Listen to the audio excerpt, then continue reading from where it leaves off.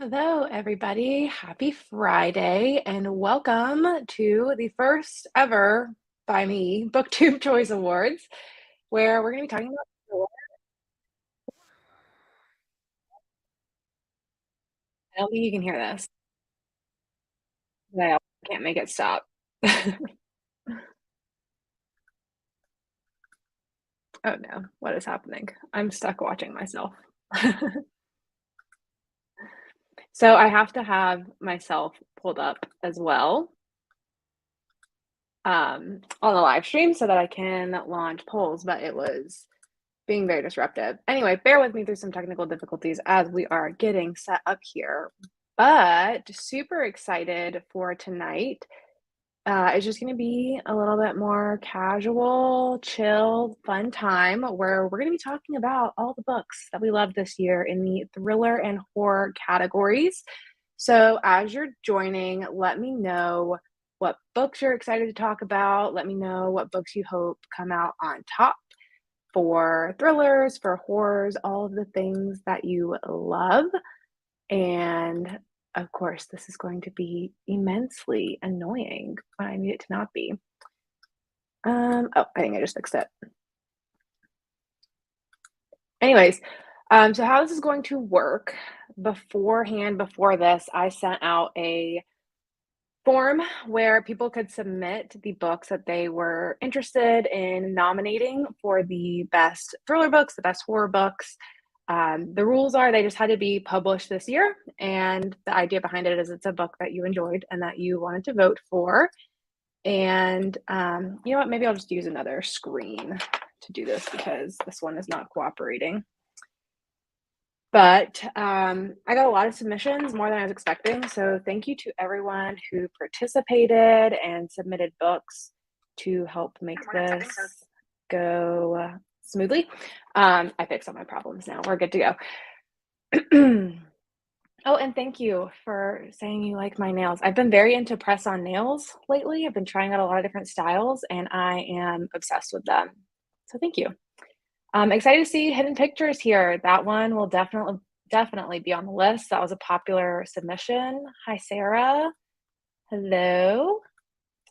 Not much released this year blew me away, looking for some surprises and hidden gems. There were definitely a few things that I had never heard of that were submitted, but they were only entered one time, so they didn't make it into the very top, which will be something that we have to discuss and figure out how we're going to do this. So, the first poll question that I'm going to ask all of you is how you want to go about the kind of rules for how we're going to play the game.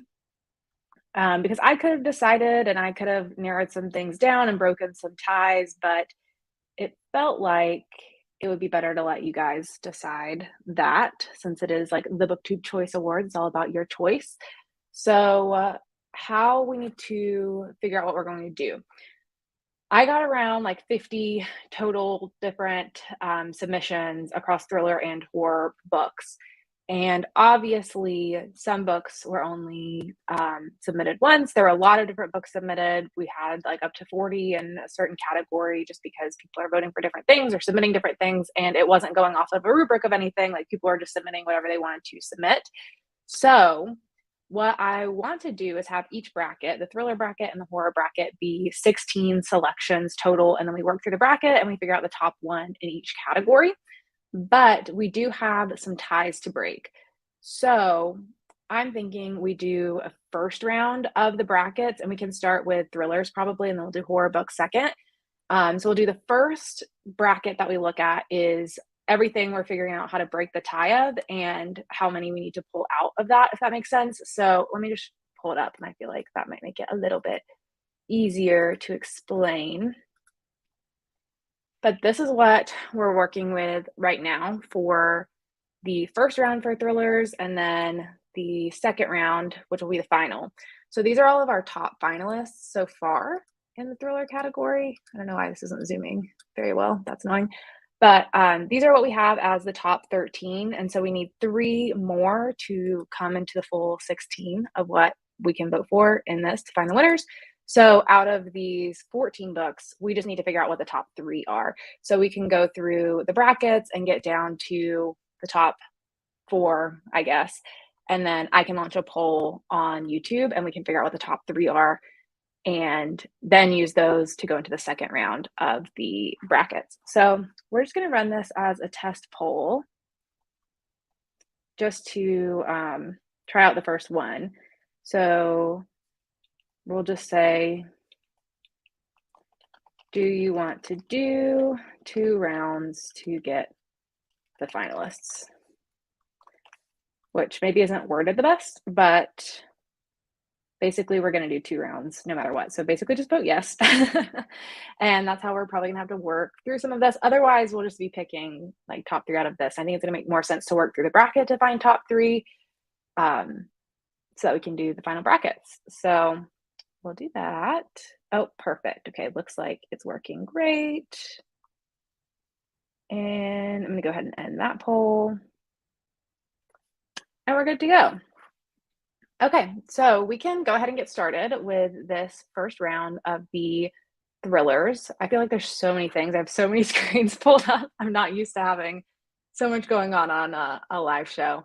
And I talked about too, I wanted to say this, I talked about potentially having guests be on as well. And you guys submitted people too that you would love to see on this in the forum. And even some people volunteered themselves that they would be interested in joining. And I so appreciate that.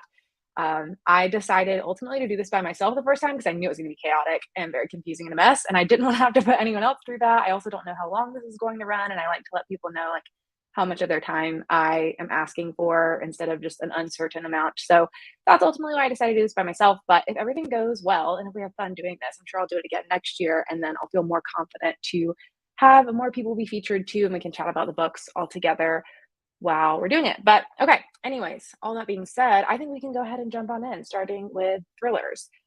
Or do you guys want to start with horror books? Maybe we can do that as the first poll. Do you want to start with our thriller tier or our horror tier? And we'll say which first. All right, so I'll wait for some answers on that just to make sure we're getting started where you guys want to. Because it doesn't really matter to me. I'm good to do either one. And it looks like thriller is in the lead, which is not too surprising. Give it another couple of seconds to go. And then we'll jump on in.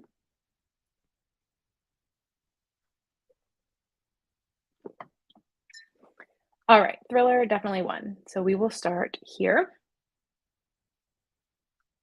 I think I still have this comment pinned too. Let me unpin that so I don't have to look at that the whole time. And we're going to start working through this bracket. And remember, we're just getting to our top 3 in this. So we're going to get down to the 4, and we're not going to go all the way to getting number 1. We just need to get our top 3. So we'll go to 4, and then I'll launch a poll, and then we'll figure out what our final bracket's going to look like. So don't worry, these are not the top selections. This is not going to be what works out to be the best thriller on BookTube. A lot of these are books that you wouldn't necessarily expect to be at the very top, like this Breathless book from Book of the Month. And all the rest kind of makes sense. Maybe Queen of the Tiles I haven't heard talked about as much, but these are like our second tier that's going to come into the finals. So don't panic if your favorite thriller is not on this list. That is totally normal. So first we're going to start here with So Happy for You versus the Book of Cold Cases. And you are picking what you like best. And I don't have to type that out every time, so I'm just going to say which one. Oops, I accidentally added an option. No option here. There we go. So vote between those, which one you want to see make it into the next round. It's going to be battling You're Invited. I personally have not read So Happy for You. I did read the Book of Cold Cases, and I did enjoy that one. And I'm sort of interested in So Happy for You, but not so interested that it's like I would drop anything to read that book, and it's not already on my TBR. So I don't necessarily think I'll be picking it up. I'm a bit panicky. I didn't read many of these. That means my TBR is just getting bigger. It's always growing. And don't worry, this round, I haven't read as many of these as I have in looking at the final round. So also, I think these were just like a little bit less popular. So that also could be maybe why you haven't read them. Oh my goodness, it's just going back and forth. The Book of Cold Cases was in the lead, and now it's a 50-50 split. What are we going to do if we have ties to break? I didn't even think that through. Oh my goodness. Wow. Okay, somebody break the tie because I can't be the tiebreaker. I haven't read both of them, and I already told you which one I would vote for.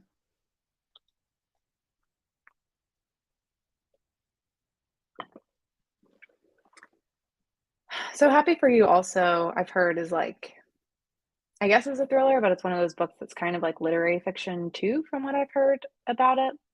Seems like it's more psychological, literary fiction, suspense, but I can't really speak about it because I haven't read it, so I don't really know. Okay, great. The Book of Cold Cases just took the lead, and I am too panicky. Oh no, it went back. It's an even split again. Oh no. Oh, it's only our first poll, and we're already having drama.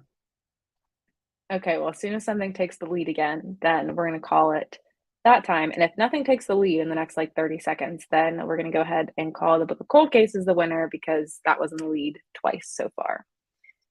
So we'll see if we get another vote, and also I wasn't prepared to have multiple screens pulled up, so we, may take a little pause so I can get my other laptop charger at some point if it starts to die. I also recommend if you're unfamiliar with both options, it makes sense to hold back unless there is a tie. I agree. Okay, great. The Book of Cold Cases won. We're gonna call it there before it ties again.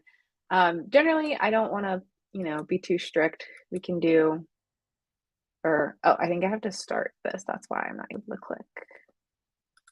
Let's see. For some reason, this is just not clicking very well while I'm sharing the screen, which is very unfortunate. Like none of my buttons are clicking. Let me see. Oh, maybe it's my mouse, honestly. But yeah, anyways, I am not too strict on policing the rules of this. We can kind of play however we want, but it might make sense, yeah, to not vote if you're not super sure. So I'm gonna go ahead and launch the next poll for the next one while I figure out how to make my mouse click correctly. So our next one is going to be the violin conspiracy or killers of a certain age.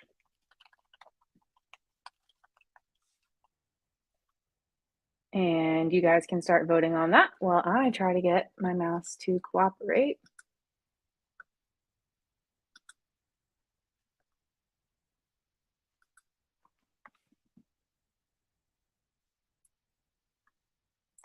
There we go. Monica, I see you're having trouble reading the titles on your phone screen.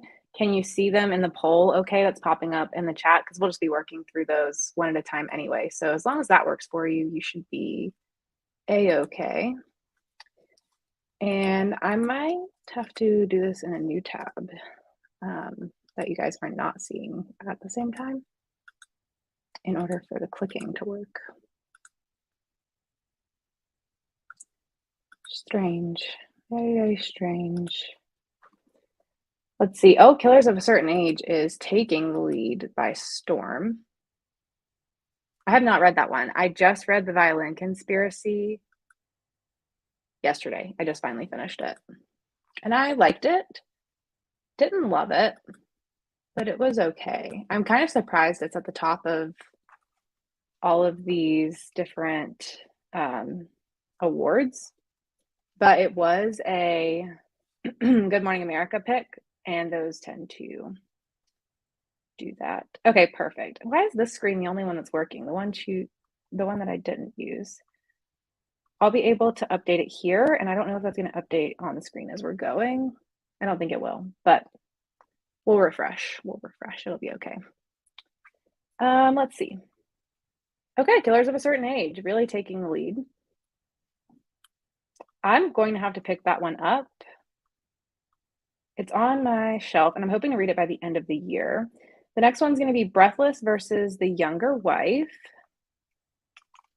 So we'll get that one going. These, I have not read either of these.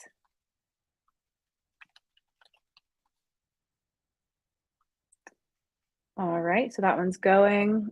I didn't like the violin conspiracy, but for the other one, I haven't read it. I'm a reader of a certain age.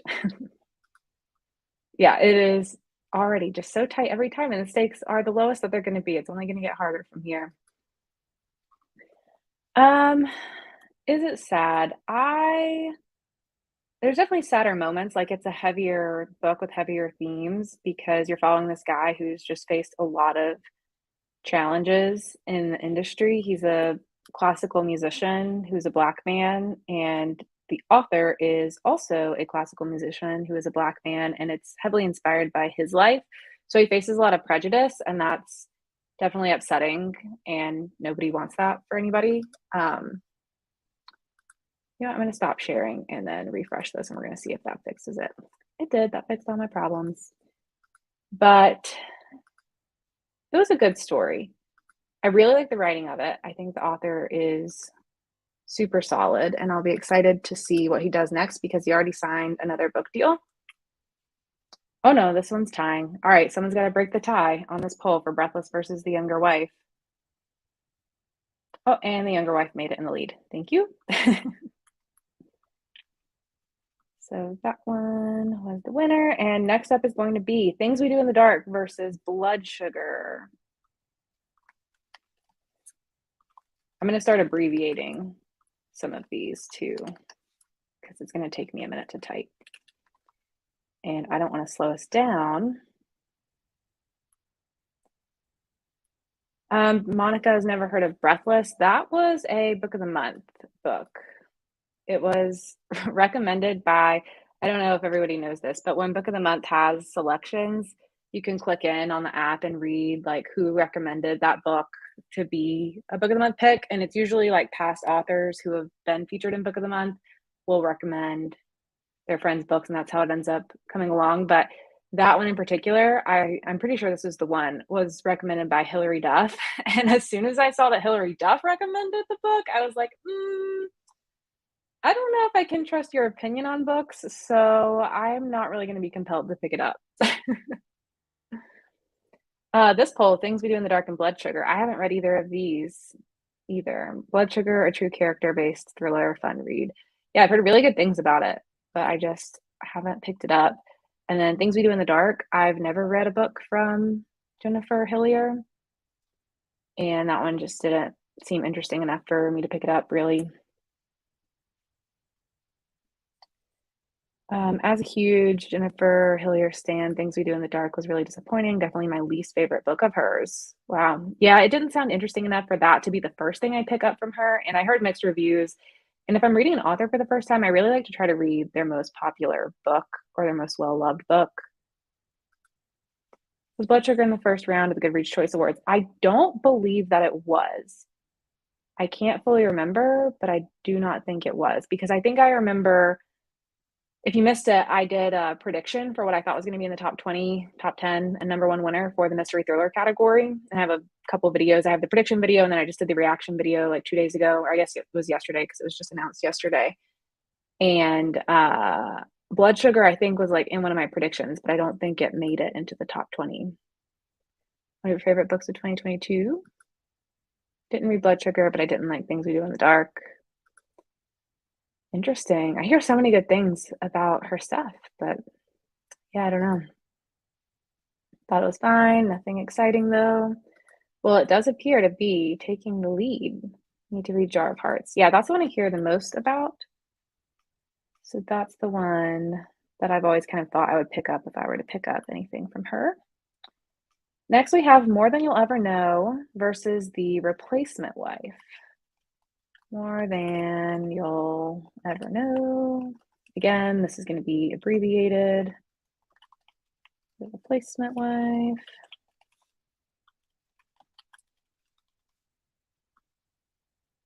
Again, haven't read either of these. These were far less popular books, in my opinion, versus the final round that we're going to get to. So just have to get through this first a little bit. And then we'll get to books that I have more opinions on. I have read from Darby Kane before, though. Darby Kane wrote The Replacement Wife. I read, oh my goodness, what's it called? Pretty Little Wife. That one I did read. I'm pretty sure Hilary Duff recommended the Breathless book. Could be wrong, but I'm pretty sure. Pretty sure it was her. Katie reviewed Blood Sugar. Yeah, I don't remember if she liked it or not. Do you remember, Monica? I remember her talking about it relating to diabetes and the mentioning of that, or at least I remember her talking about that when she was picking it up, but I don't remember hearing her review. DNF More Than You'll Ever Know. This one sounds really slow paced to me. I really like the cover of it, but just looking at the synopsis, it always sounded like more of a drama, in my opinion. Looks like The Replacement Wife is winning, so we'll call that one. And I know you're not seeing this on screen, but I'm going to have to stop sharing and then refresh because it's being annoying. And we'll just do that before the next round so you know everything you're going to be voting for. This next round is The Housemaid versus Queen of Tiles. Housemaid, Queen.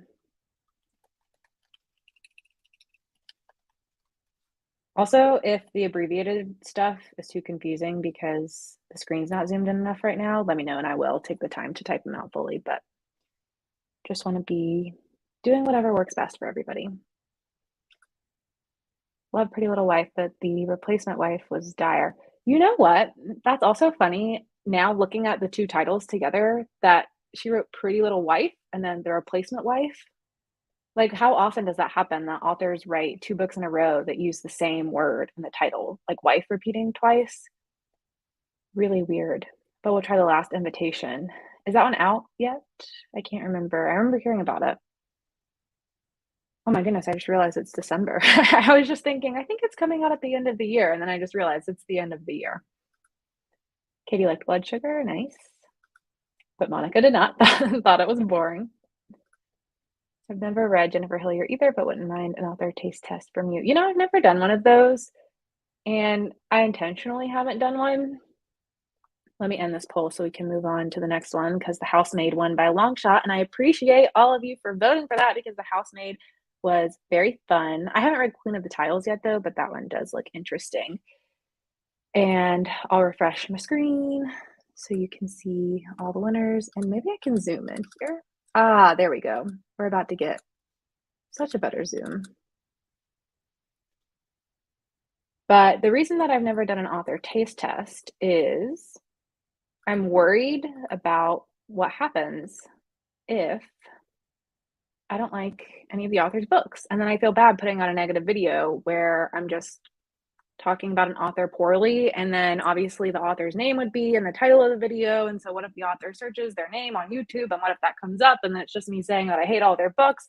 It just stresses me out to do that. But I do like to taste test authors. You know, maybe if I did it, I would do like an author taste test where I read one book from 3 different authors that I've never read from before. I would feel better doing that because it's less attached to a particular author's name. And then it's also, I'm trying a lot of new authors instead of just reading 3 books from an author I've never read them before. And what if you don't like their style? And then you're probably not going to like any of them. So thank you for that idea that, that I just turned into somewhat of an idea. The Housemaid was in the Goodreads Choice Awards. Yeah, it came out number 11 in the votes. I was so surprised. It came out so high. This is the Pretty Little Wife. Oh, not Pretty Little Wife. The Last Invitation from Darby King came out this week. Nice. Really enjoyed The Housemaid, even though it was so similar to one other book I had read just before. I'm not going to say which because of spoilers, but they were really so similar. Interesting. Yeah, I don't know what book you're talking about. I'm curious. I have also read some books that are kind of similar. I don't think The Housemaid was overly original. I just think it was well executed, which is kind of how I always put it. I think it was just really fun and I guess surprising in a way, but also not surprising, like a little bit predictable, but still an exciting journey once you know what's happening. And you're like, how are we going to get to the end? What's going to happen? I love the ending of that one. Okay, let me launch the next poll, and then I'll keep catching up on the comments in the meantime. Sarah, I just saw you haven't heard of The Housemaid Who Wrote That. That is written by Frida McFadden. It is an indie author. So that book is available on Kindle Unlimited. I think it's still available on Kindle Unlimited. I bought the paperback, so I'm not 100% sure. But that's why I was super surprised that it made it in the Goodreads Choice Awards and then so high, because I don't know if there's ever been an indie mystery thriller in that category. I know indie stuff ends up in the romance category and maybe sometimes the fantasy category too for like fantasy romance stuff, but it was quite a shock to see the housemaid in there. I'll post her name in here too if I can. I might have to do it over here because all my screens are terrible. But there's that author's name. And hi, Denise. Thanks for joining. No worries. We're just getting started. So what we're doing right now is we are working on filling out our final thriller bracket. So this is like our second tier options, and we're going to get to a top 3 out of this so that we can fully fill out our final bracket just because we had ties in the submissions. So we're just working our way through this one just to get to the top 3, and then we'll move on to the actual final thriller bracket. So don't worry if you're not seeing your favorite thrillers, there's going to be more to come. And right now we're voting between You're Invited and the Book of Cold Cases. I have not read You're Invited, but I'm hearing great things about it, so I might pick that one up. And this one's kind of a close race, almost a 50-50 split. Book of Cold Cases in the lead a little bit right now. That's one I would predict to win. I think that one's probably been more popular. This is not stupid at all. An indie author is an independent author. I didn't know this either for a long time. And that usually applies across different things. Like indie music is an independent musician who is releasing their own things. I don't know if that still applies or if that has become sort of a genre of its own at this point, where people just refer to folk or alternative as indie. I cannot speak about music, but as far as publishing goes, these are authors who have just self-published their own works. So like Colleen Hoover started as an indie author because she just published through the Kindle KDP program, I think is what it's called, through Amazon. It stands for like Kindle something publishing. And yeah, anyone can publish a book. Like you could write a book tomorrow and publish it through Amazon and start selling it. And so those are known as like indie books, indie authors, instead of like the traditional publishing route of getting an agent and getting published by one of the big or any of the publishing houses. They don't have to be big. And it looks like the Book of Cold Cases has won this round. So update that. And now we're going to do Killers of a Certain Age versus The Younger Wife.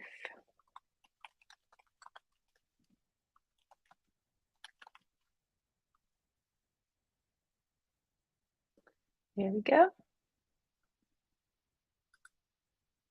I'm like 50 pages from finishing You're Invited and really loving it. Nice.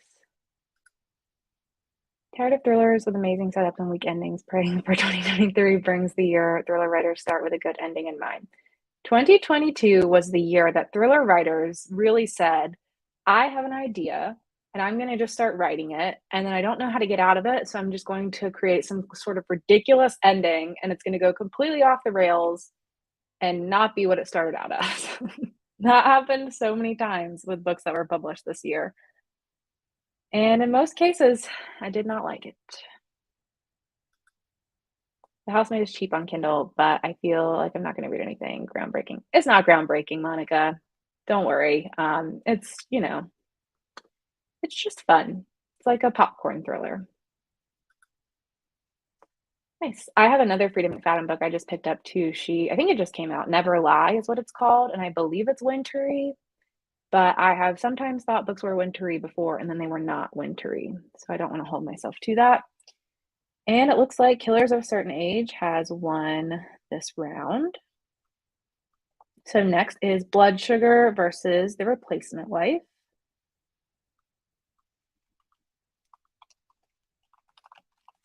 Blood Sugar versus Replacement Wife.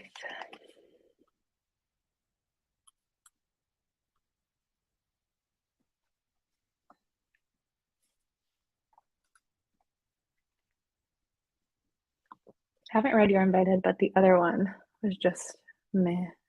Oh, the Book of Cold Cases. Yeah, I thought that was okay.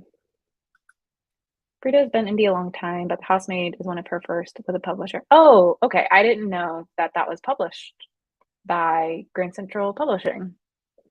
Was it originally indie and then the publisher picked it up for a reprint?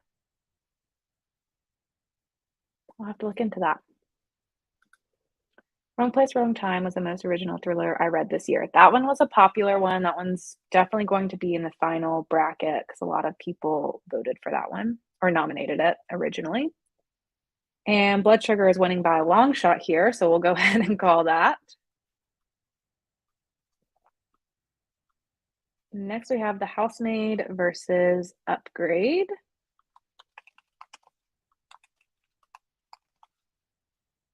Oh, okay. I don't even have to put a title on it. I can just launch that. That is great. That will save me time.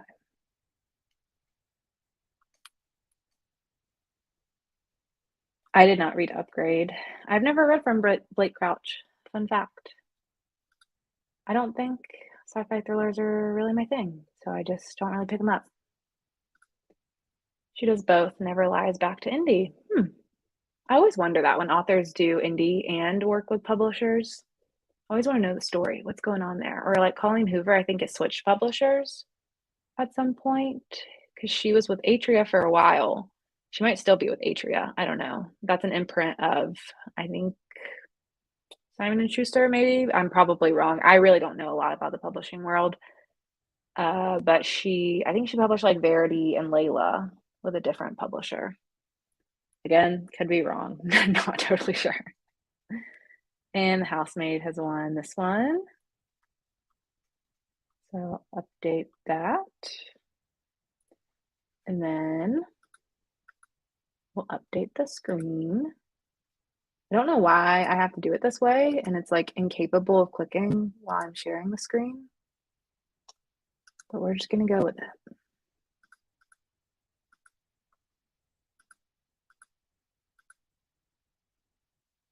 All right. Oh, so these are our top 4. And now we just need top 3. So here's what we're gonna do. I'm going to start a poll because I think I can do 4 options, which would be The Book of Cold Cases, Killers of a Certain Age, Blood Sugar, and The Housemaid. So these are our top 4. We only need the top 3. So one is about to be eliminated. So vote for, this is going to be opposite, okay? Vote for which one you want to eliminate. So which is the worst in your opinion? And whatever gets the most amount of votes is eliminated. And then we take the top 3. Hopefully that's not too confusing. Yeah, see, don't worry. You're not going to have to pick between your top 2 in this yet because we're just getting to which one's in the elimination round. So whatever you're clicking for now, make sure it's the one that you do not like and that you're trying to kick out and say that it does not get to go into the final round. I am very disheartened to see you guys voting for The Housemaid. Some prolific writers write so much and some publishers don't want to do too many per year. Unless you're Danielle Steele or Stephen King or James Patterson. Any of those authors that have like the entire shelf in the bookstore, I cannot imagine typing that much in my lifetime. It is wild. All right, Killers of a Certain Age is taking the lead for the worst one. Ooh, another vote.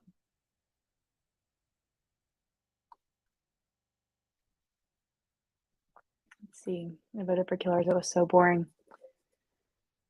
I have no idea what I'm going to think of that one.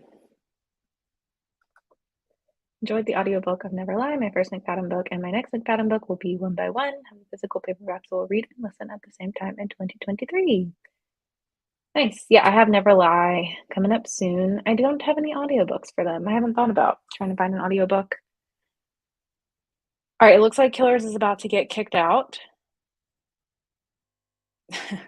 I can see comments coming in on my other screen before this one, so I keep like getting ready to say things, but I want to pull it up. But yeah, James Patterson less so. Talk about a ghostwriter. Okay, so Killers of a Certain Age is going to be kicked out. So let me end this poll. And we have Book of Cold Cases and Blood Sugar and The Housemaid that I need to add to the final bracket. Which again, I'm gonna have to stop sharing in order to do that for some reason.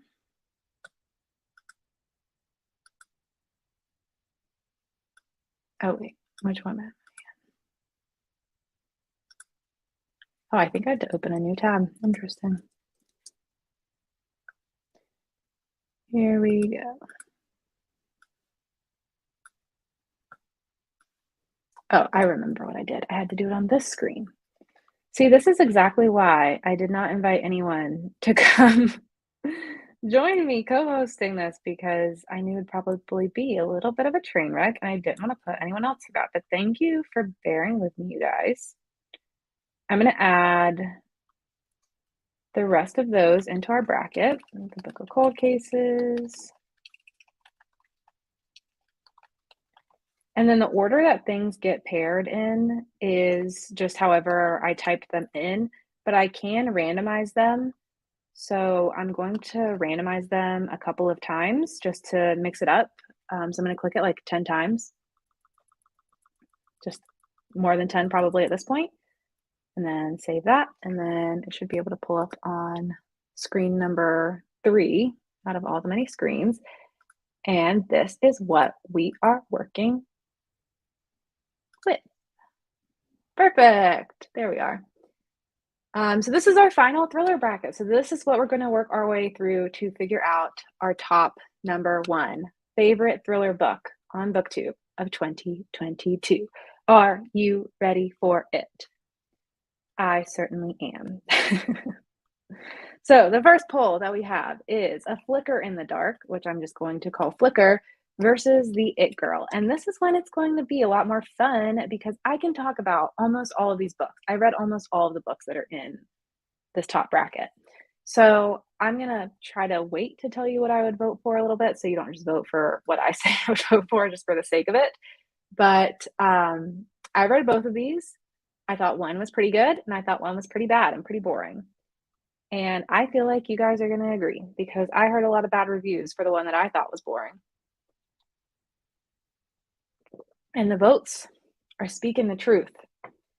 I would also vote for A Flicker in the Dark over The It Girl. And this one's winning by a large margin.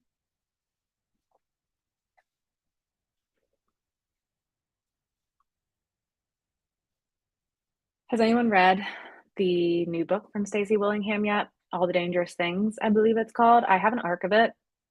I think it's almost out because it was a book of the month copy too. But I am excited for it. It looks good. All right, this poll is going to be closed because that was such a landslide. Flicker in the Dark took the win. And next we're going to be voting for The Housemaid versus Reckless Girls.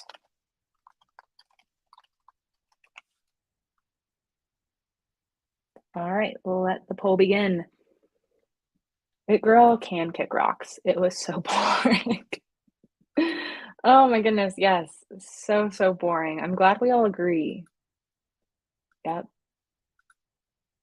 Oh, I'm sorry, Rachel. You know, I'm glad people were able to enjoy it. I'm happy for you that you enjoyed it. And you can still agree Flicker was better. Oh, Monica DNF'd it too. Yeah, I mean, I don't think it was an amazing thriller or anything, but it was okay. It was very average, a little bit above average, I would say.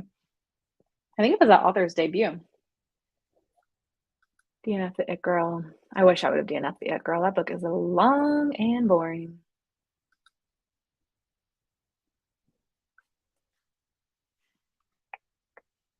Oh, Housemaid is coming in. Coming in hot.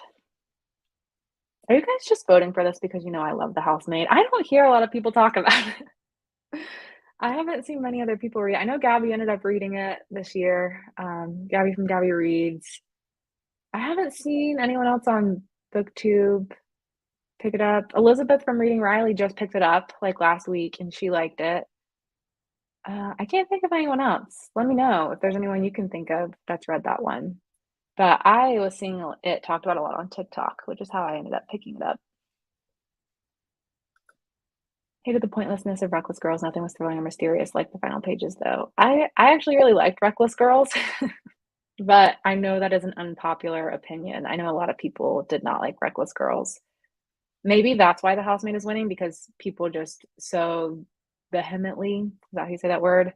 Disliked Reckless Girls that you would rather just vote for the housemaid. It was boring and such a letdown after I loved The Wife Upstairs from Rachel Hawkins. See, I didn't. Wait, did I? Okay, I think I gave The Wife Upstairs a 4 star when I read it, but it wasn't anything amazing, in my opinion.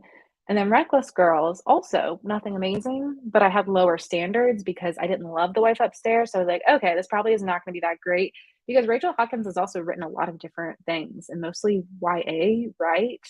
Like romancy things.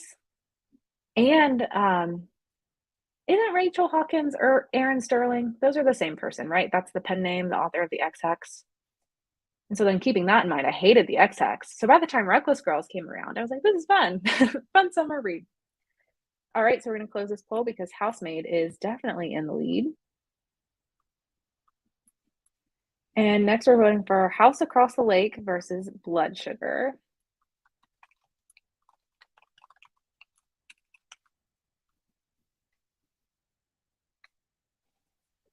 And I am going to need to go get my laptop charger. But I also have my AirPods in, and I think it's going to do weird things and make me sound like a robot. So that also doesn't sound like a great option. Yeah, that's what I figured happened. Just hating on the Reckless Girls. I didn't like Wife Upstairs, so didn't try Reckless Girls. And then I imagine you're probably not going to read The Villa, which is coming out soon as well. I'm super excited for that one. But now watch me be disappointed, because I read the first Rachel Hawkins. I was like, this isn't that great. I read the second one and my hopes were so low that I was like, this is fun. And now I had fun. And so I bet the next book I won't like. We're still going to give it a try. Yeah, me too, Tara. I read it super quickly. Yep, fun summer vibes. Me too, Andre. I've had it for a bit and I keep putting it off, but then I have an audiobook too through LibreFM's ALC program where they give you ARC audiobooks. So I have no excuse to not read it in December. So we'll see. DNF the X-Hex. Me too. I was 50% through, and as soon as they got in those caves, and it was like, oh my goodness, the sparks, the chemistry, the electricity, the ley lines, I said, I'm going to go ahead and put this book down. I don't think it's for me. Yeah, House Across the Lake versus Blood Sugar is a contentious poll because House Across the Lake has been such a hit or miss for people this year. It's in the lead right now, which is kind of surprising. I don't think as many people have read Blood Sugar, though. That's what I would guess. I do too. I really like the theme of all of Rachel Hawkins' covers. Like bright colors and the flowers. They're just a little bit different from the typical thriller cover. Yeah, I think a lot of people are going to be in this boat, but it is still in the lead, surprisingly. I was more entertained in the second half. I will say I thought the beginning, something about it, I don't know if it was just like it had been a while since I had read a Riley Sager book, but when I was reading The House Across the Lake, I was like, this doesn't even feel like his writing style. This doesn't feel very good. It's so slow. I don't like the word choices that are being used. And then once you get to the twist, I was like, okay, how are we going to deal with this? What's going to happen? So that did pick it up. And I think we're good. The numbers have been solid here for a bit. So House Across the Lake is going to be the winner. That one's kind of surprising. And I'm excited to see how this one does in this bracket, because the House Across the Lake was not in the Goodreads Choice Awards. Shockingly, it was not. So this is its chance to shine. This is its chance to win. If it wins, we gotta let Riley Sager know, because he was probably a little bit upset that he didn't make it into the Goodreads Choice Awards. All right, next we have The Maid versus The Overnight Guest. So we're just going to call it Maid or Guest.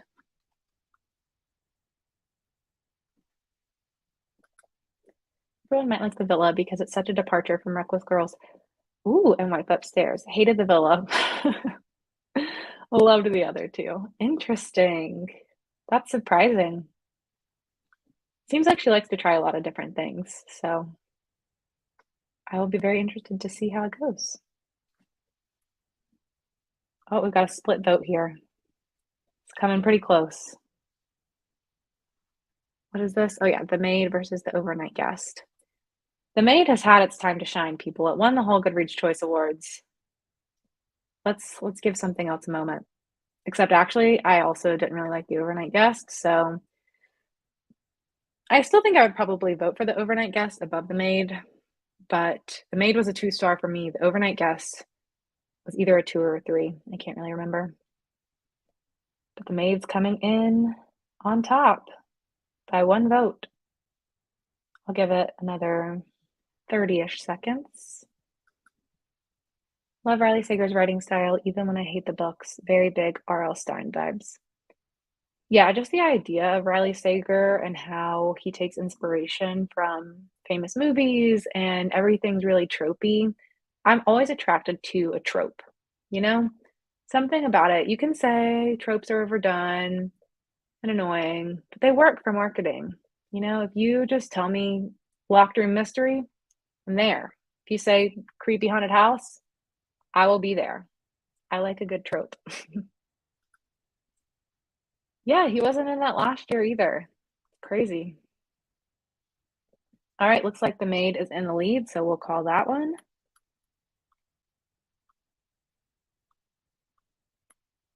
Next is Notes on an Execution versus Daisy Darker. This one might be tight. I read both of these books. I liked both of these books, and I feel pretty evenly about both of these books. I do think that Notes on an Execution was better written as a novel. Daisy Darker, the writing style and just like the platitudes used in it are driving me nuts. But it has a cool plot twist that it's a very 2022 plot twist, I will say. DNF the Maid, enjoyed but not blown away by Overnight Guest. Same. Except I did finish The Maid, unfortunately. Audiobook was amazing. Lauren Ambrose did a great job. I think I did listen to the audio for this one too. Yeah. I feel like the general public likes The Maid, but BookTube people don't as much. Monica liked it. I agree. Very much lots of potential. Didn't live up to it for me. Love paranormal thrown in. I don't know if I do or not yet. I feel like I've had instances where I do, and I've had instances where I don't, and I don't really know why sometimes I love it and sometimes I don't. And I think sometimes too, it's easy to get swept up in just what everyone else is saying at the time. Like if everyone's hating on a book and then you pick it up and it does the paranormal thing, you're like, oh my gosh, yeah, that's so annoying. But everyone's loving it. Sometimes you get swept up in that too, and you're like, wow, it's so cool. So that can definitely have an influence on it too, I think. I read 132 books this year so far and happy to have read almost all of these. That's awesome. All right, Notes on an Execution is coming up in the lead. So I think that one might be our winner. I was giving it a second to see if anything else came in, but I think we're good. So we'll call that one.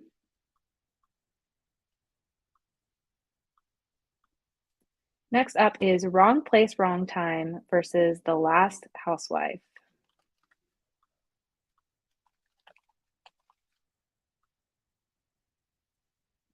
I feel like I can guess which one's going to win based on BookTube, but I'll hold my judgment and we'll see.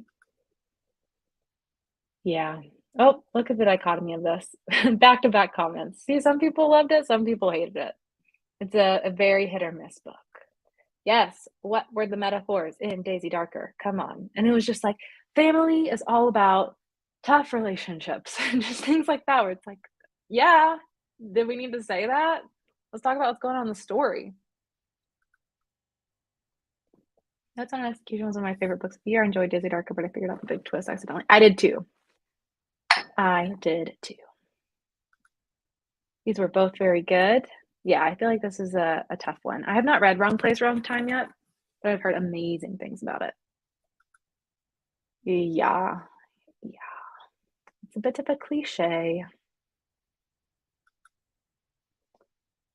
Okay, I'm going to try to disconnect my AirPods for a second. So if you can't hear me for a second, please hold.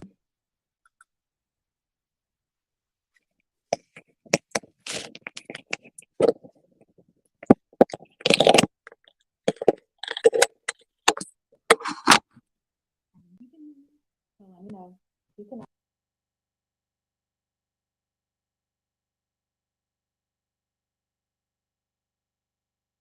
50-50 tie, guys. What are we gonna do? Wrong place. Can you be able to click the other one? Because I'm thinking I could try to persuade. But no, you don't have to see if some more votes come in to Wrong Place, Wrong Time is on the book at some point. In the meantime, so that you guys can see. We'll see if the tie gets broke.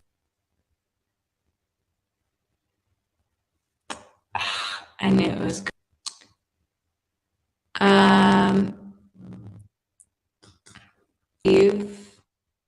I will come right back. Hope.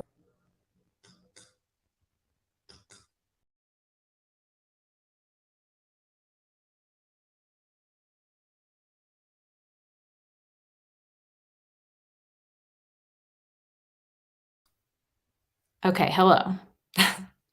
Do I not sound like a robot now?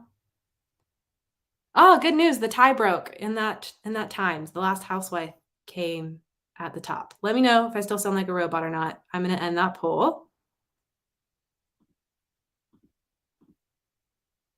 Sound is good. See, this is what I mean. I don't know why it does that every time. If you disconnect your AirPods at all, StreamYard like freaks out and it makes you sound so weird. And that's happened so many times on reading sprints.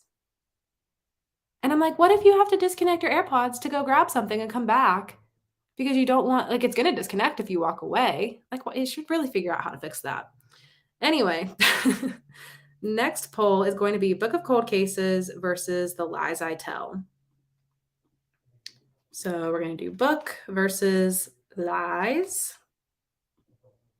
I'll get that going. And then I'll pull the bracket back up in a second too.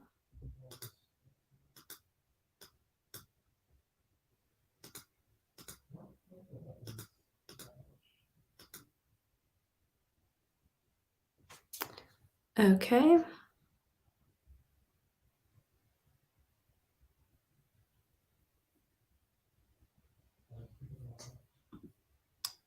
So we've got Book of Cold Cases taking the lead so far.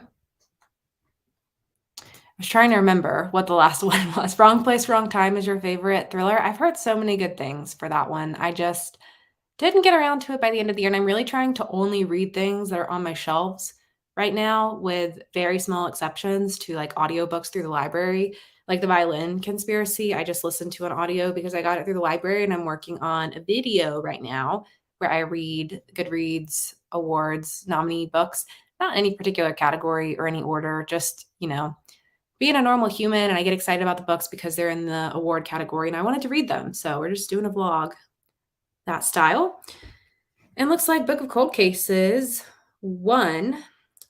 And I think I would agree. I've read both of these, and I think I would vote for the Book of Cold Cases above The Lies I Tell, because I read The Lies I Tell more recently, and I already can't remember it as well as I can remember the Book of Cold Cases, which I read way back whenever it came out in the earlier times of 2022. Okay, next up is, oh, how do we get Daisy Darker on here twice? Was that an accident? Let me look back at, I think this was supposed to be whatever our first round ones were. So it wasn't Killers of a Certain Age. Oh, it's because I shuffled things around, so that's why things are going to be confusing. But let me make sure I got everything from our first part.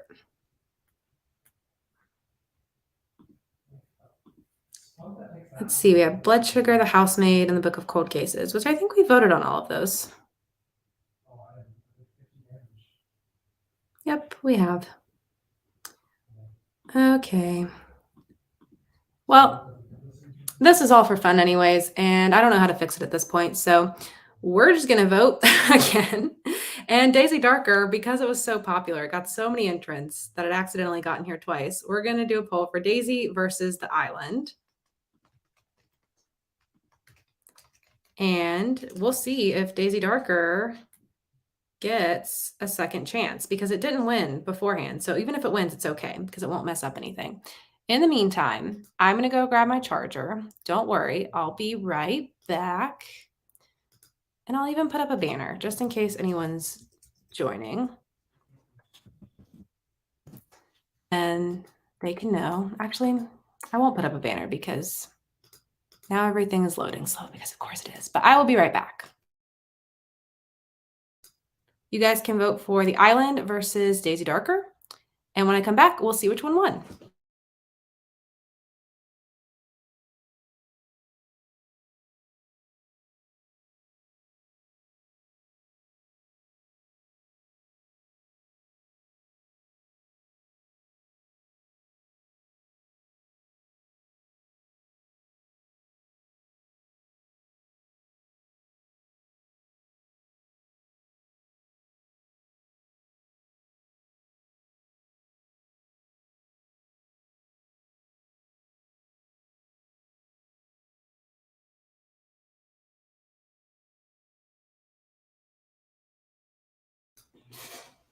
Okay.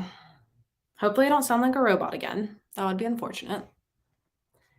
And it looks like Daisy Darker is beating The Island, which I disagree with. I would vote for The Island over Daisy Darker any day of the week, but it's okay. This is the BookTube Choice Awards. You guys get to pick. And Daisy Darker made it back into the bracket by error of my ways. So congratulations to Daisy Darker for making it through all of that. Now we have round 3, which I think is the correct way to call it. So first up is going to be A Flicker in the Dark versus The Housemaid. Flicker versus Housemaid.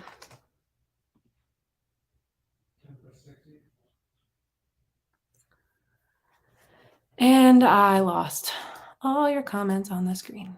Oh, there we are. We're back.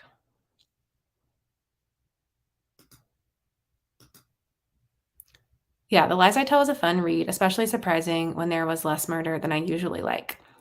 Yeah, that was more of a I feel like it's more of a cat and mouse because both of the women are kind of trying to figure out the other one, and they both have these, like, secret hidden motives, which I thought was fun. Kind of like I mean, it's nothing like the show Killing Eve, but kind of like the idea of that, which I actually only watched the first season of. I am not fully up to date with Killing Eve. The audiobook was fantastic with a great soundtrack. I never listened to the audiobook because I read that one as an ARC on ebook, and so there wasn't an audiobook when I read it, but I heard the audiobook was really good. Oh, that makes me so sad. I love Daisy Darker. Good to give it another chance. Also, DNF The Island. Oh no. I thought Daisy was all right, so I'm voting for that one. Yeah, The Island and survival thrillers, as I've learned, are very hit or miss for people. And looks like Flicker in the Dark is winning this one. So next up is The House Across the Lake versus The Maid. Housemaid. Kind of confusing that this poll is Housemaid when we do have a book called The Housemaid, but we're The House Across the Lake versus The Maid. Which, if The House Across the Lake wins, Riley Sager still has a chance to win an award. super, super official award coming from this. Also, I really want to reconnect my AirPods because I just prefer to have them in my ears, but I guess it doesn't matter because there's nothing for me to listen to on the other end. You're just hearing me talk. And if you can hear me just fine now, then I will not risk the robot sound. Oh boy, House Across the Lake coming in hot. This one's kind of tight. I think it's only up by one vote or two votes, one or two votes.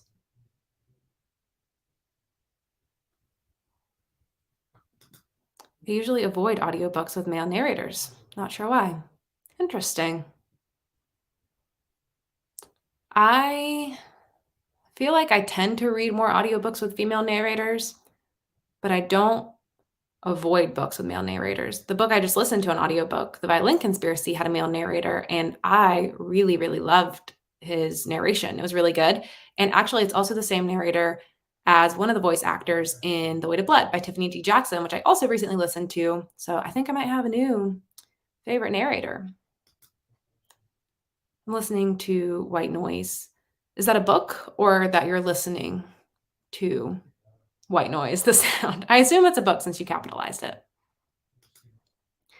Yeah, I would also have nominated The Maid in General Fiction in the Goodreads Choice Awards, but, that is not how this thing goes. I think it will be very beneficial in the future if they think it's important enough to split mystery and thriller to be separate categories. And then also, there's so many mysteries that come out each year that are like cozy mysteries that don't stand a chance if you put them in the thriller category because like people have very specific tastes and probably don't like both of those things because they're very different. And you could have a full category of mystery books and a full category of thriller books.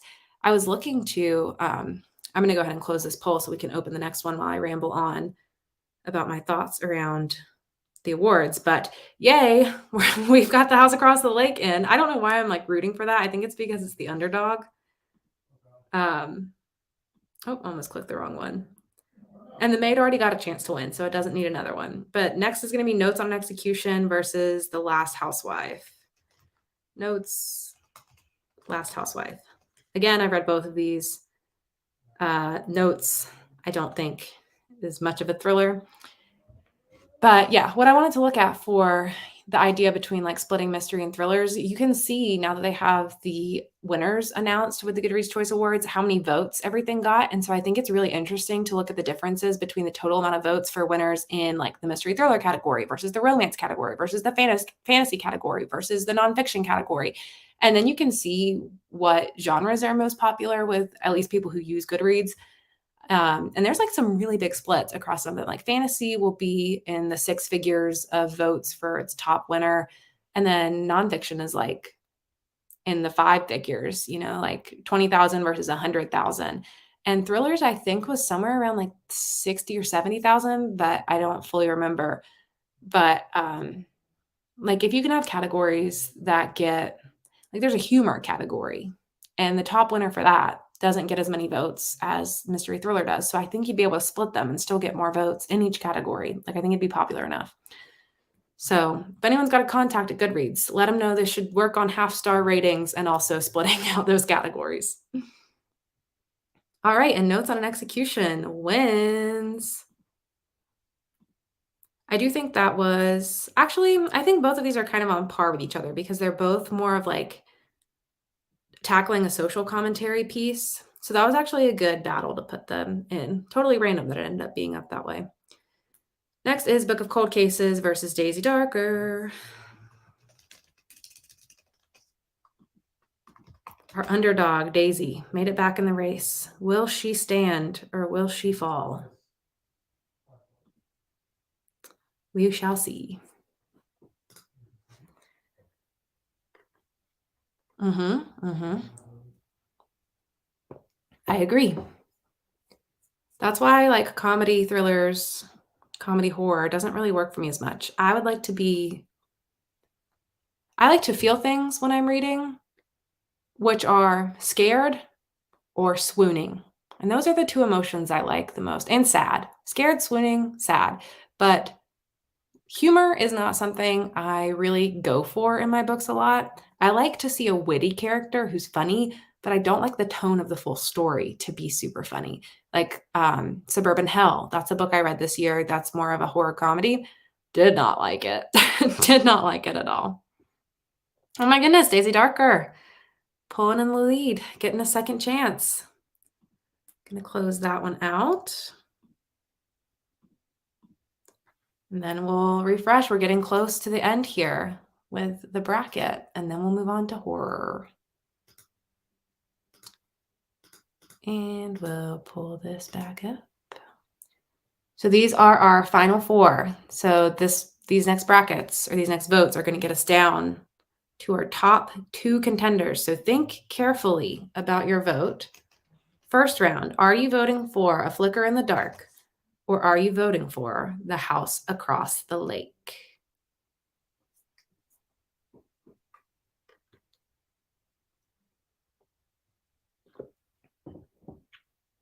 I think I would vote for,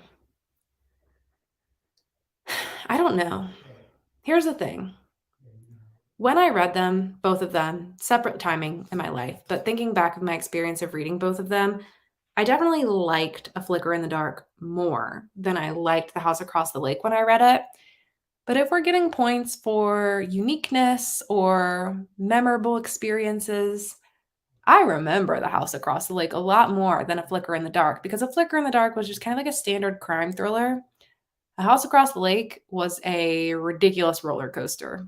So it gets points for that in my book, but it doesn't look like you guys feel the same, because A Flicker in the Dark is coming in the lead, and I think that's going to be about as many votes as it gets. So I think The House Across the Lake is about to be booted out. But Riley Sager got a nice run through this bracket. He got a lot of moments to shine. So congratulations. Oh, one more vote, even against it. And A Flicker in the Dark is going to make it through.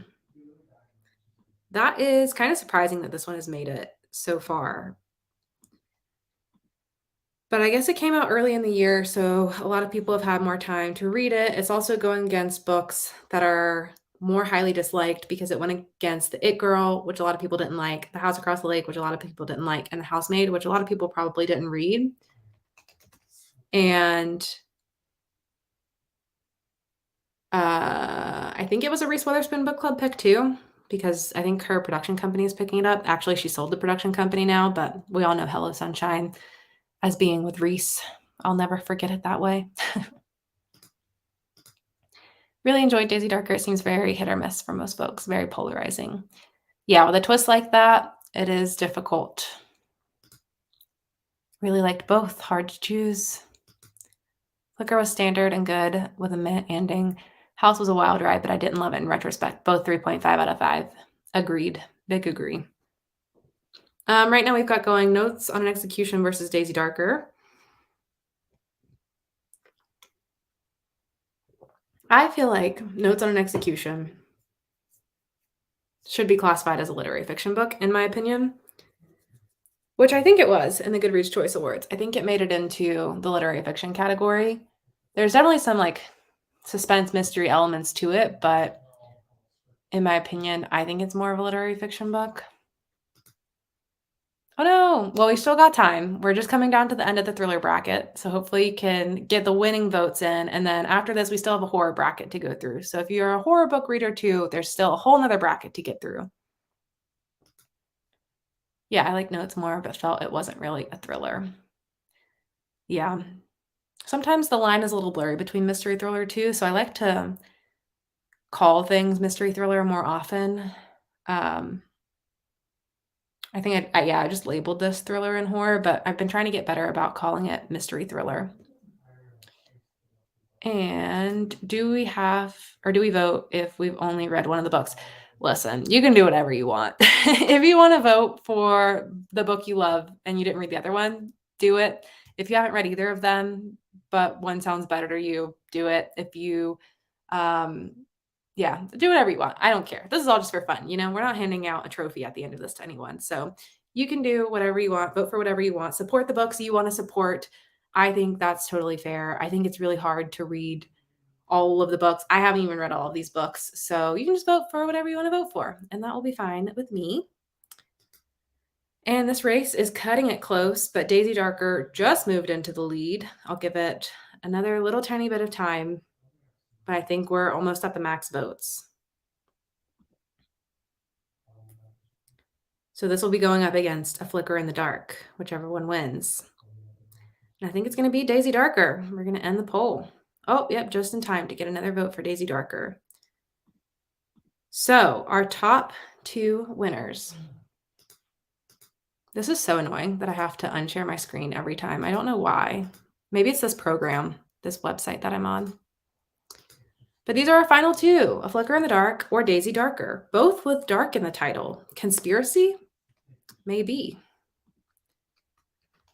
So, which one do you want to crown as the best mystery thriller book on BookTube in 2022? Is it A Flicker in the Dark or is it Daisy Darker? I'm really glad Daisy Darker won over Notes on an Execution because I was going to feel weird if that one ended up winning when I don't really feel like it's a mystery thriller book. Oh goodness, this is it, the final moment. Flicker in the Dark is in the lead so far. Daisy Darker just got another point. It's a close race. We've got a couple more votes to come in. Oh, another vote for Flicker in the Dark. Oh. I don't know if you guys can see the bars moving. I think you can on your end. Oh, another vote for Flicker in the Dark. This is the moment of truth. This is going to be it. How exciting. All right, we'll see. This might be it. I should have planned like applause noise that I could play in the background. I read both Daisy and Flicker, enjoyed both, but Daisy was so well written. I read both. I remember Daisy Darker a lot more than I remember A Flicker in the Dark, but it's also been so long since I read A Flicker in the Dark. I might vote for Daisy Darker as well, just because it was unique. Feel good about either of those. I do too. The only ones I didn't read were The Island and The Housemaid. On my nightstand, The Maid DNF'd. Look at you, sweeping the category. All the Dangerous Things has a lot to live up to. I can see it. I can't see it living up to the hype. Yeah. Sophomore book syndrome. I actually don't know if the author's written more than just A Flicker in the Dark, but that's all I know of. So I think it's the sophomore book, but maybe not. And I think that's it. I think A Flicker in the Dark has won as the best mystery thriller book of 2022. Wow. I would not have seen that coming. I really thought Daisy Darker was going to have a good chance to make it through to the end because that's been super popular this year. I don't think anything's going to change on the screen. Yeah, I'm not going to update it. But you guys all know Flicker in the Dark made it to the end. Let me know what you think about that. I guess you feel good about it because you guys voted the whole way through. Is there anything in the beginning 16, like if you could pick one of the beginning 16 to be the winner, would you pick one of those instead? And it's just the nature of the bracket that booted it out.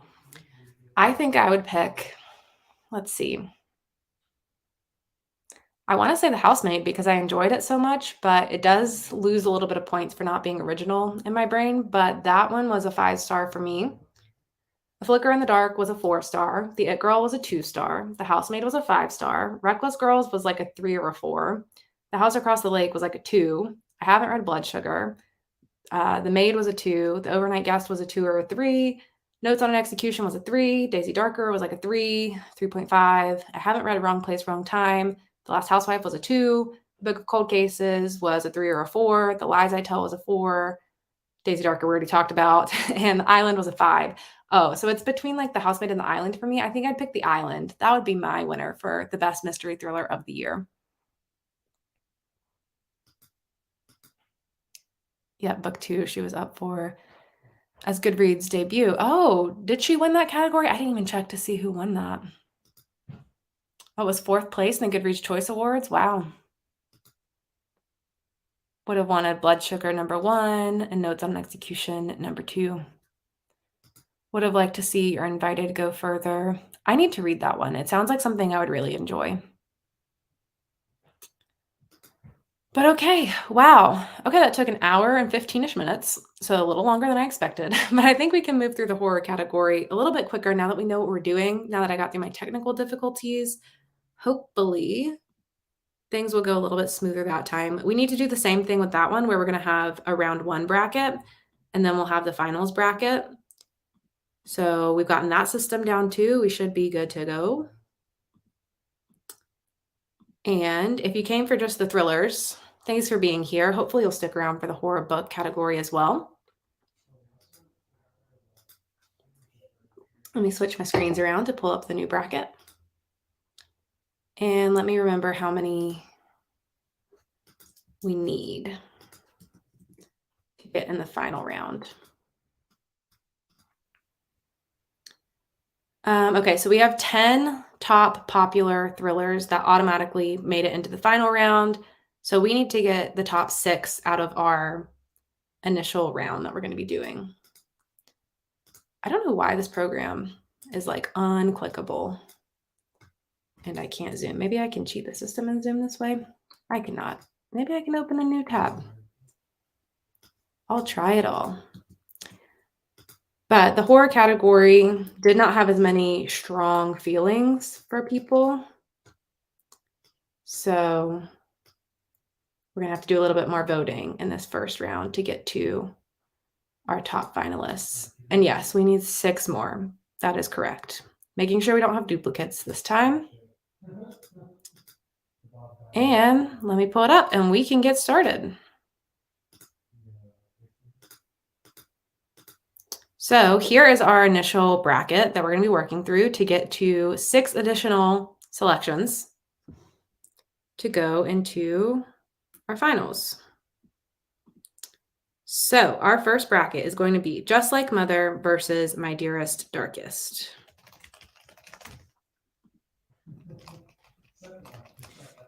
And the submissions, the nominees were allowed to be in any category. So My Dearest Darkest is a young adult book. This is going against an adult book, which may be kind of tricky, but I did want to allow it to be any category, middle grade, young adult, whatever people wanted. But that might make My Dearest Darkest be slept on a little bit. I've read a good amount of these selections, like at least 5 or so. 5 or 6 from a quick glance at this. I have read both Just Like Mother and My Dearest Darkest, and I really enjoyed both of those quite a bit. I like them for different reasons. Neither of them were a 5-star for me, but I did like both of them. I think I would vote for My Dearest Darkest, to be honest, but I don't think that one has as much of a wide audience. The author is coming out with a new book soon, and the cover of it is really cool. It's like a cooler with like a zombie hand coming out of it or something. I think it's a zombie book. So this will be a fun author to watch and see what they come out with. And we're just finishing out the last comments from the mystery thriller selections. I like The Island, but it wasn't a favorite because I wasn't very connected to the characters. I didn't really like the protagonist. I did. I was so connected with them. I don't know what was going on with me. I just loved them so much. Just Like Mother, thriller, maybe I definitely have fewer horrors read this year. Yeah, I would call Just Like Thriller a horror book. There was a little bit of blending of certain things. Like, you're not going to see it in this bracket because it had so many votes it already made it to the finals for the horror round, but Hidden Pictures got submitted in both thriller and horror. So I just combined the votes and moved it all to horror because I think that's more of a horror book than a thriller book. And I think the world agrees with me if you have to pick one of the categories. Yeah, I love the cover of Just Like Mother. And it looks like that one is our first winner. So we can close that out. And I have to start the tournament so I can say what's winning. Next up is Suburban Hell or From Below. I have read Suburban Hell. I have not read From Below. I've read one thing from Darcy Coates, who is the author of From Below, and I thought it was okay, but I don't think it's really my style. Suburban Hell is also not really my style. So this would be a tough vote for me. Grady Hendrix delayed his new book release to 2023, so this year horror was meh. I had a pretty good year of horror reads. You guys haven't seen it yet. I get confused because I pre-filmed so much for December, but I just did or released my tier ranking thrillers, all the thrillers I read this year video. I released that today, and my tier ranking, all the horror books I read, is coming out on Monday. And I ended up with 5 new all-time favorite horror books this year out of the 51 that I read, which is pretty good because I'm pretty picky with calling something an all-time favorite. But I don't know if all of them or any of them. I remember one of them was published in 2022. The other ones that are coming to mind were not published in 2022. So I was reading older books, not necessarily new releases that were really good. The Honeys was the best horror book I read this year. Interesting. I've got that one on my shelves. I was hoping to get to it by the end of the year. I don't know if I will, but I want to get to it as soon as I can. And this poll is going pretty quick, so we'll close it out. Suburban Hell won that vote.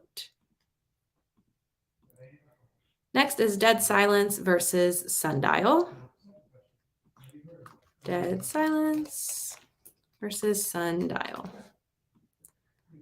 I never ended up reading Dead Silence because sci-fi kind of freaks me out. And by that, I just mean intimidates me. But I did read and love Sundial. It's one of my faves from the year. Didn't read either of those, holding back on the vote. Understandable. I tried to read From Below and was bored, so I DNF'd and gave The Haunting of Ashburn House 1 star. Oh no. So don't think Darcy Coates is for me. I gave The Haunting of Ashburn House a 3 as like a generic 3. I thought it was a 3-star book, but for my personal enjoyment level, it was a 2. I don't even know what From Below is about. Is it about water? From below what? The ground? 6 feet under? I don't know. I never even read the description for that one. The best I read was House of Hunger. It was a 3.5. House of Hunger, I just recently read that one as well. It was a 4 for me, and that one is going to be in the final round for the horror bracket because that was highly voted on. And this one, Dead Silence, ended up winning this poll. Next, we have The Hacienda versus Daphne. I did read Daphne, and I did enjoy it. I don't love it. I think it's good. It's not great to me. And then Hacienda I have not read yet, but I really want to. I didn't want to at first. I will be candid. I did not want to read it at first. It did not sound that interesting to me when it was coming out because it's compared to Mexican Gothic and Rebecca, which I have read Mexican Gothic and I did really like it. And I did try to read Rebecca last year, I think it was, and I DNF'd it halfway through because I was pretty bored. But I feel like, and maybe I shouldn't have judged the book by the marketing and the comp titles, but I'm going to pull this comment up so I remember I'm talking about the Hacienda. When I see comp titles for books that I've already read, and then the synopsis of the book sounds so similar to them, then I feel like I've already read it. And I'm like, what's the book going to bring that's new? And that's me just having prejudice against it for no reason. So I really do need to give it a chance. And seeing it's been so popular in the Goodreads Awards and in Goodreads lists and in people's reviews, I really do want to pick that one up when I get a chance. This one's a closer one, but the Hacienda is coming in the top. So I'm going to go ahead and call it unless someone, and by someone it'd have to be multiple someones, feel strongly about Daphne. But I don't think anyone will. So we're going to close that one out. And launch the next one, which is Halloween Slaughter versus Sign Here. And I think I can guess which one will win. When I saw Halloween Slaughter submitted as a nominee, I didn't even know what that was. I had to look it up. I agree. It sounded really similar to Mexican Gothic. And even though I did enjoy Mexican Gothic, I was like, well, I don't need to read it again. Like, I already read that story and enjoyed it. But I am hearing really good things about the Hacienda now, so I do feel like it's worth picking up. Yeah, books like that are always really good with the atmosphere. Yep, as expected, Sign Here is blowing away Halloween Slaughter. Halloween Slaughter, I believe, is a sequel to Camp Slaughter, which I have not read. And it just recently came out, I think in October-ish time. Wasn't as good as Mexican Gothic, in my opinion. It's hard when you read a book with a certain plot, and that's, like, how thrillers are too. If you read one plot twist, if someone else does it again later, you're like, not as good, I already saw this done." Alright, Sign Here won that one. Next up is Old Country versus How to Survive Your Murder, which both of these are pretty under the radar, I would say. I do not hear these talked about much. I've never seen How to Survive Your Murder talked about on BookTube, and I have only very rarely seen Old Country talked about on BookTube, so I'm very curious to see which one wins here. Maybe you guys haven't read them either. Old Country started as a story on the No Sleep Reddit, which is how I know about it, because I did a vlog recently reading books that started on the No Sleep Reddit, and so I saw this one in my research. How to Survive Your Murder is a YA book that I keep seeing on the shelves at Target that I keep almost picking up because I like the cover of it. And I haven't read as much YA horror this year as I usually do, but I do want to try to get to the Honeys. And I have this book, The Getaway, by I think his name is Lamar Giles, which I also haven't seen a lot of people talk about, but I got ads for it on Goodreads, and the cover of it's really cool, and it looked really cool. And so I also ended up that was like a cover buy purchase as well from Target. And I think that one's YA. I'm pretty sure I got it from the YA section. It was like right beside the Honeys on the shelf. And I was like, yep, I'm going to get both of these, take them home. And I'm trying to get to them by the end of the year. I don't think I'm going to have time, but I'm going to try. Alrighty, looks like Old Country was our winner. And now we can move to round 2 of the bracket. I'm moving through these quicker just because this isn't our most important bracket, since this is just getting our final selections pulled in. I hope you guys don't mind that we're going a little quicker. And I would like to zoom more, but it's not zooming for me. So unfortunately, this is the state of things. All right, this round is going to be White Horse versus Just Like Mother. White Horse is for sure a book I am planning to read in December. Really wanted to get around to that one, especially after the good reviews I'm hearing of it. I almost put it in the blog that I'm making right now, but I put a poll out on Instagram. If you guys can't tell, I love polls. For 4 books that I was considering for being the final book in the vlog that I'm making right now. And I was so shocked at what won in that poll. I put in White Horse and then Killers of a Certain Age. It Starts With Us by Colleen Hoover, which I didn't think people would really vote for, and Tomorrow and Tomorrow and Tomorrow, which I also didn't think people would really vote for because I mean, most people who follow me, I feel like read mostly thriller and some horror. And so I expect like a thriller or a horror book to always win the vote, but Tomorrow and Tomorrow and Tomorrow won the vote. So that's what I'm reading right now.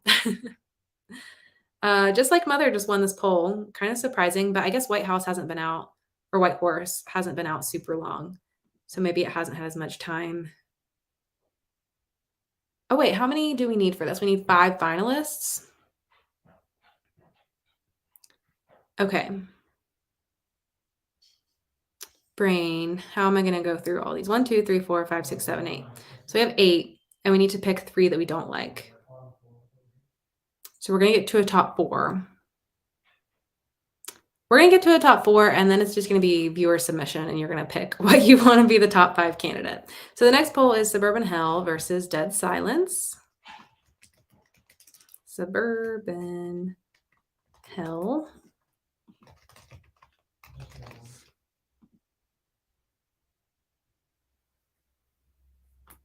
Or maybe we did need 6, honestly. This might work out. Oh, no, we did need 6. Okay.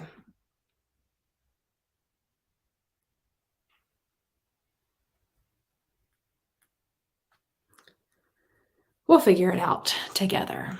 It'll make sense eventually. The numbers will add up.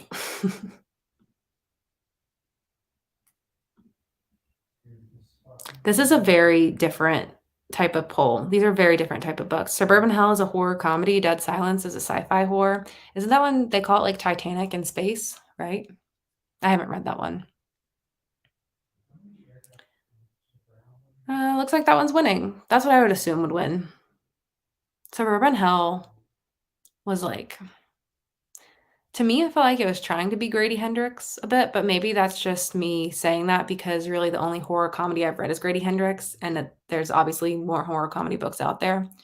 And I'm just comparing that because that's my only point of reference. So that's not super fair. So I will not say that. I rescind my comment. Okay, Dead Silence won that one. So we could take these as our top 6. We could do just like Mother, Dead Silence, The Hacienda, Sign Here, Old Country, and What Moves the Dead. Just take those as our top 6 and add them to the finals bracket. If anyone's opposed to that, let me know. But I don't think you're going to be opposed. I think you're going to think that's fine. I think that's fine. So I'm going to start filling those out.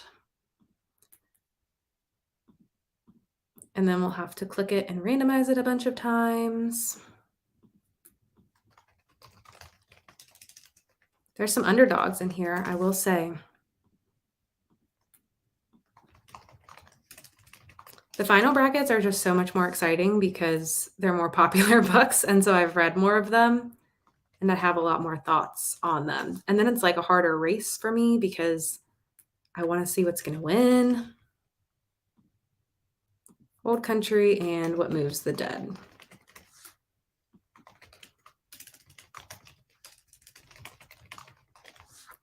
Okie dokie. So those will be good to go. And we'll get the final bracket pulled up and then we'll be in the final race.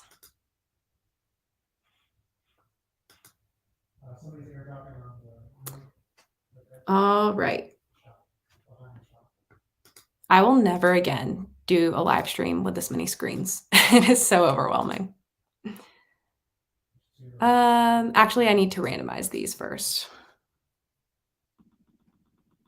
So I'm randomizing it a billion times so that it doesn't go in the most popular order, and it's just a surprise what ends up getting pinned against each other. Oh, I don't think that updated on this end. We'll put it in a new tab.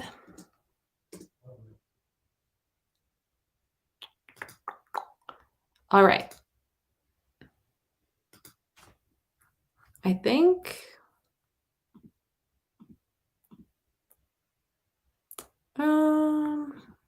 it's not refreshing on the second screen. And I need to make sure it's the same order so that things don't get confusing for me.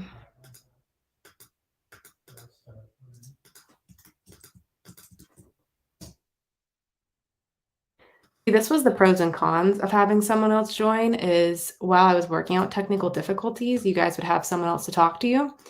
But the cons is that someone has to sit here while I go through technical difficulties. Okay, let me refresh on this end and maybe that will catch up. Perfect. There we go. All right. Final rounds of the horror bracket. First up, we have Hidden Pictures versus What Moves the Dead. I feel like this one might be tough. Okay, so make your vote in the poll, but then also just looking at the bracket, let's make a prediction in the chat, like chat comment. Out of these top 16, what do you think is going to win the very top? Because I think it's going to be Hidden Pictures. I think that's going to make it all the way through out of all of these. But if it doesn't even win this first vote, then I'll be very wrong, but it does look like it's in the lead.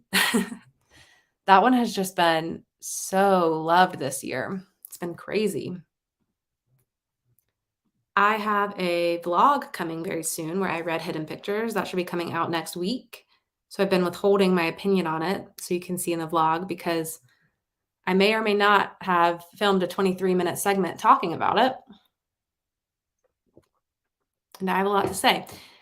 You want me to read all of them out? There's Hidden Pictures, What Moves the Dead, Such a Pretty Smile, Such Sharp Teeth, The Weight of Blood, Dead Silence, The Hacienda, What Moves the Dead, which somehow got in there twice, but we'll just deal with it.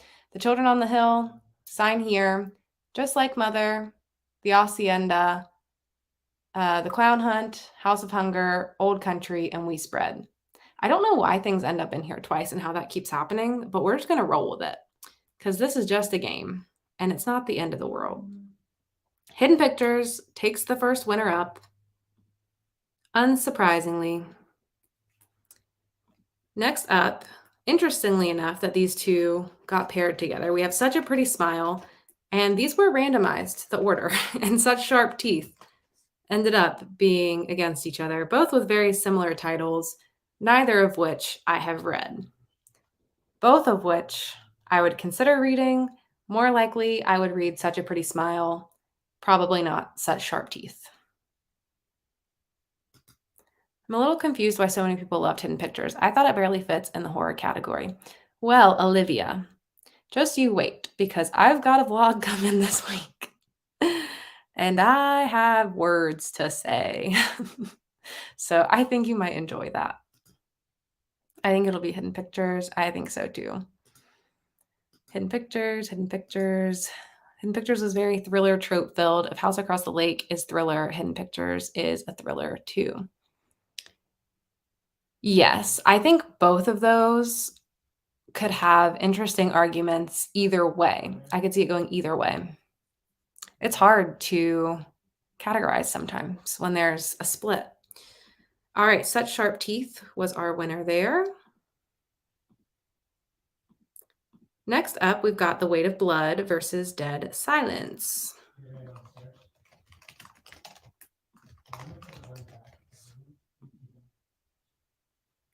We'll get that going.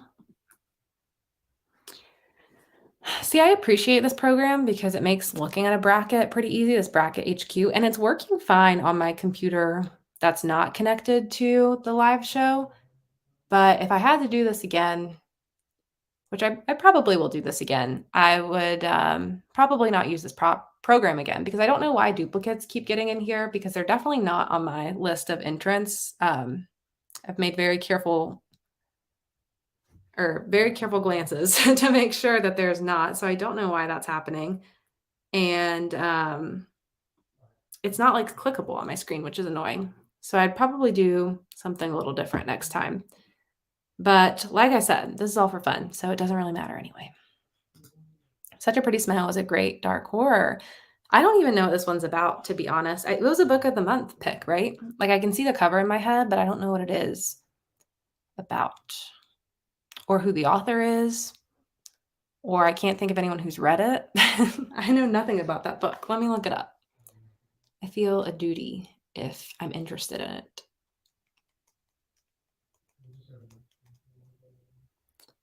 We've got quite the split on The Weight of Blood and Dead Silence. I have read Weight of Blood. I did really like it. Let's see. So Such a Pretty Smile is by Christy DeMeester, and it appears to be a debut, a heart-stopping tour de force about powerful women, angry men, and all the ways in which girls fight against the forces that try to silence them.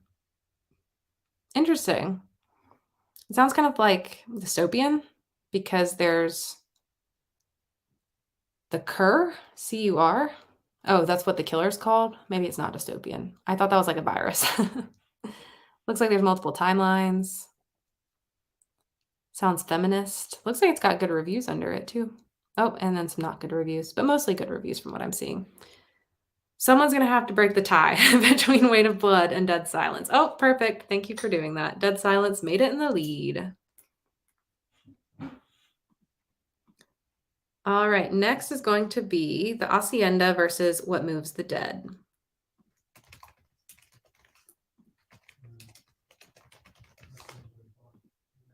I personally did not like What Moves the Dead. I ended up DNFing it halfway through.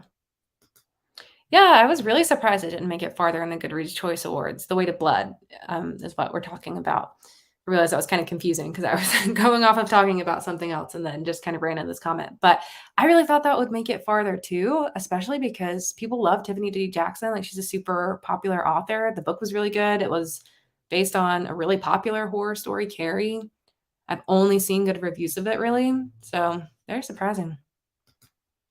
Oh, interesting. It's very Jennifer McMahon style. I haven't read from Jennifer McMahon yet. In my mind, I have convinced myself that Jennifer McMahon writes similarly to Simone St. James.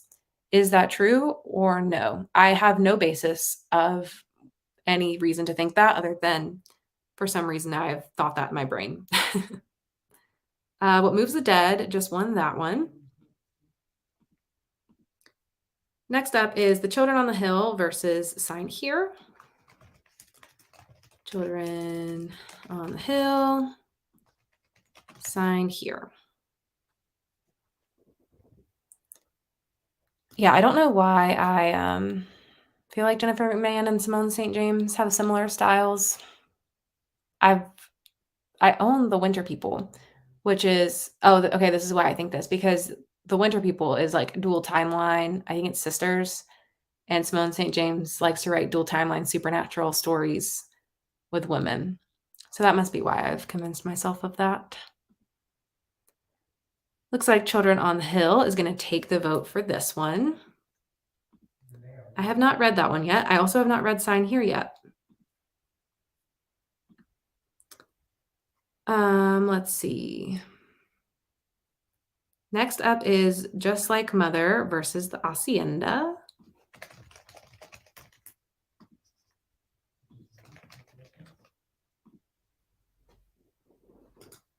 I'd say they do kind of have similar styles with dual timelines with some historical aspects. Yes, and the historical part of it too.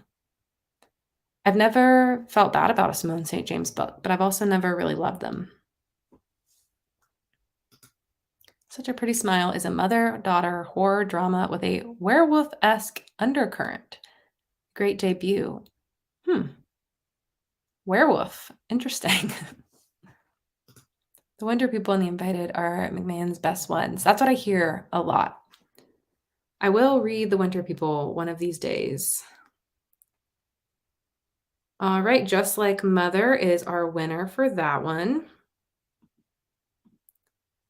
Next, we have The Clown Hunt versus House of Hunger.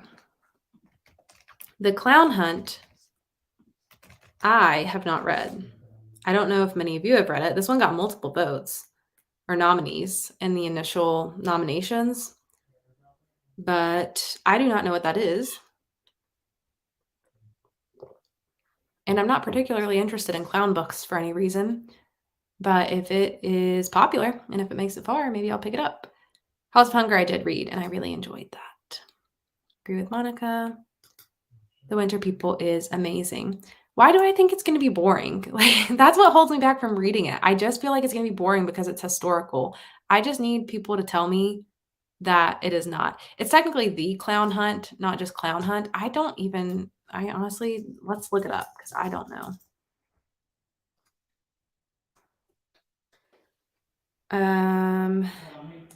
I imagine it's about clowns, if I had to guess.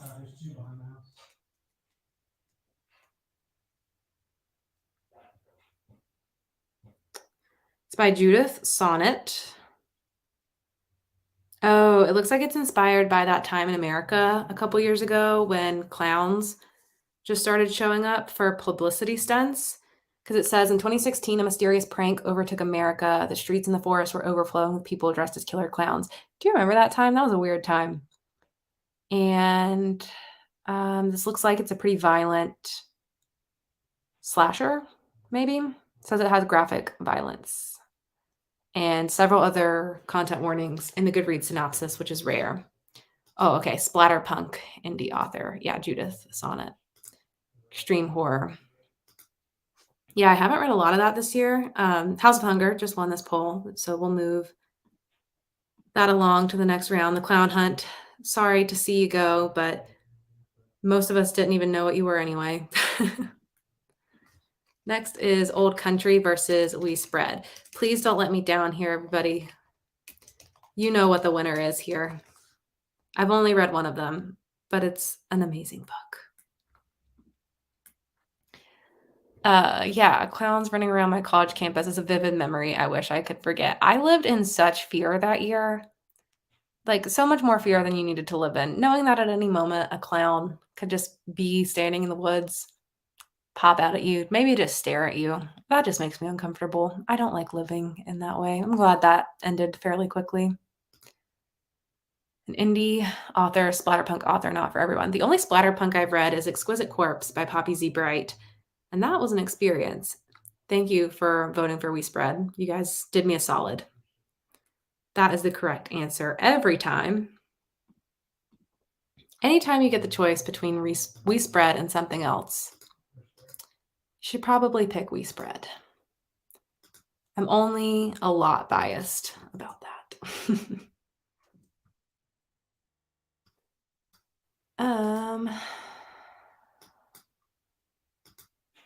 I feel like this program is just incompatible with doing a live show. I literally can't even zoom into the Chrome tab like you normally can. So weird.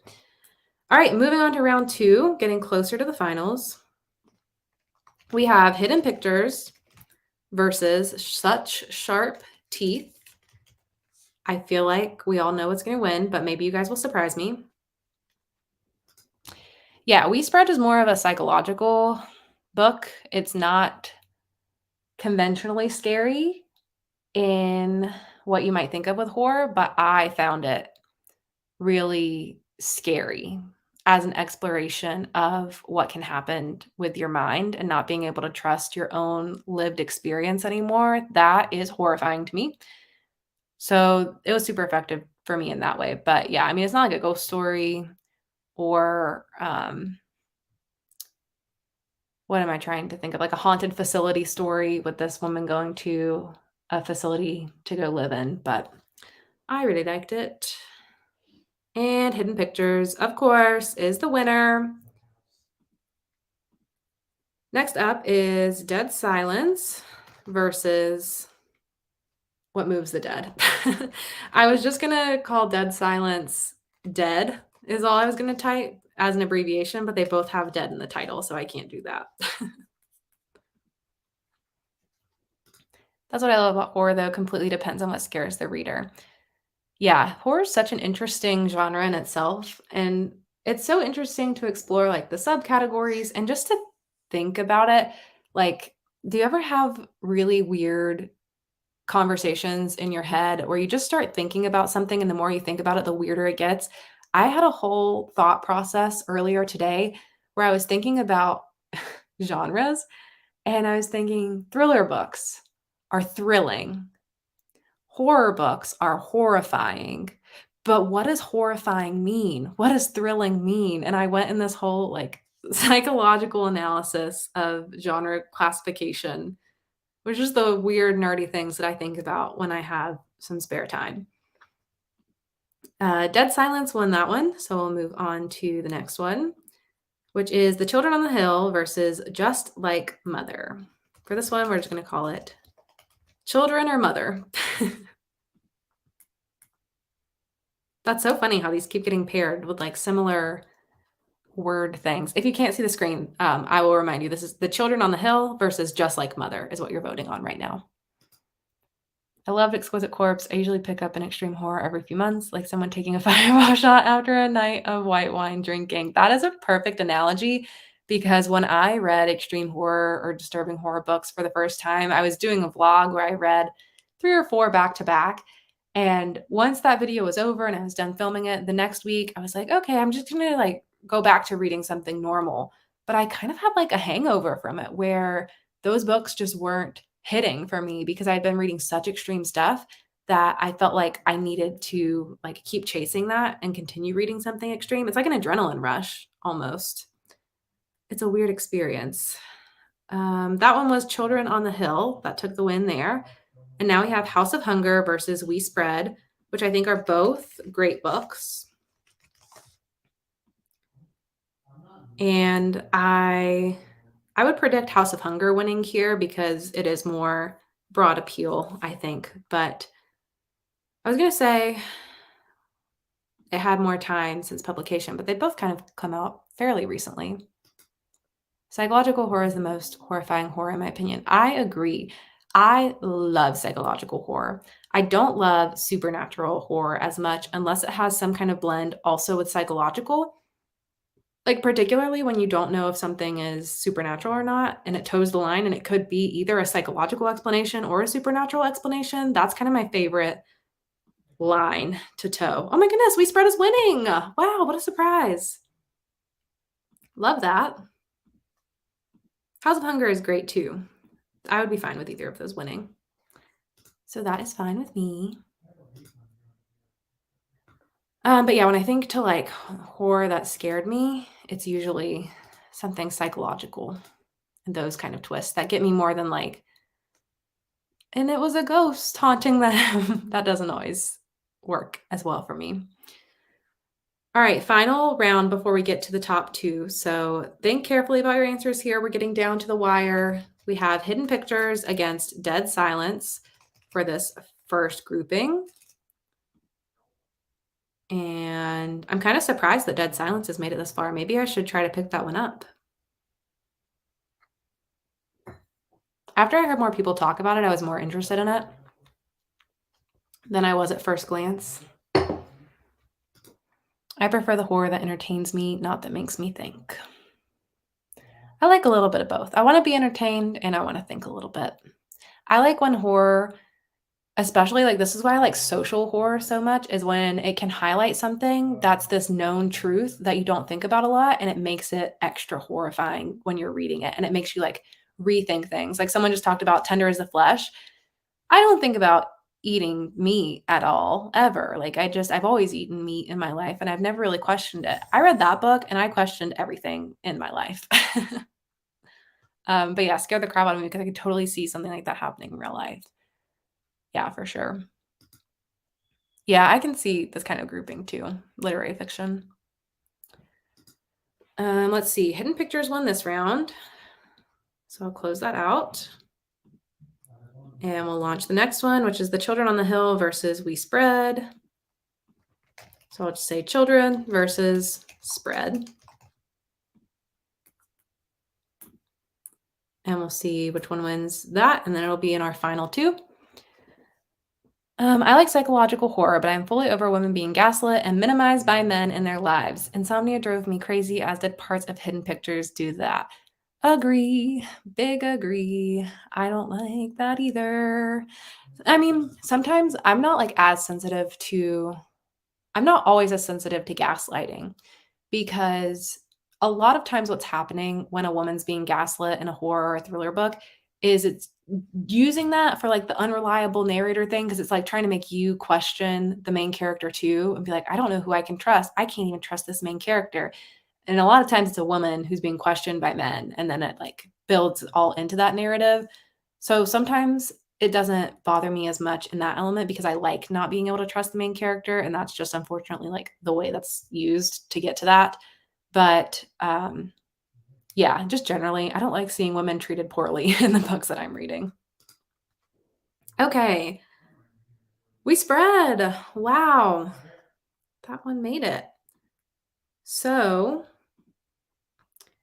our final round is going to be Hidden Pictures versus We Spread. I feel like Gabby would be very happy about this. These are two favorites of hers from this year. And let me launch it and then we'll see what the winner is. So we've got Hidden Pictures versus We Spread.